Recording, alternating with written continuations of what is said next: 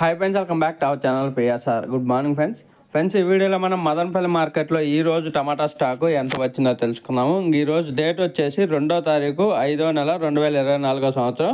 ఇక్కడ మదనపల్లి మార్కెట్లో అయితే 30 నుంచి 33 మండీలు అయితే ఉన్నాయి. ఈ 33 మండీలకు కాను 25 మండీలకు మాత్రమే స్టాక్ అనేది వస్తుంది.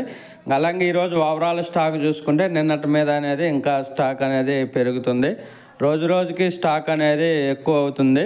మెయిన్ రీజన్ ఏమంటే ఎండలు ఎక్కువగా ఉండటం వల్ల కాయ అనేది తొందరగా మాగిపోతుంది. తోటల్లోనే 40 నుంచి 44 డిగ్రీల్లో అయితే టెంపరేచర్, బయట టెంపరేచర్ ఉండటం వల్ల తోటలు అనేది అనుకున్న దానికంటే ముందుగానే తోట టమాటాల పండి మాగిపోవటం వల్ల తొందరగా తీసుకొని వస్తున్నారు రైతులు అన్నారు.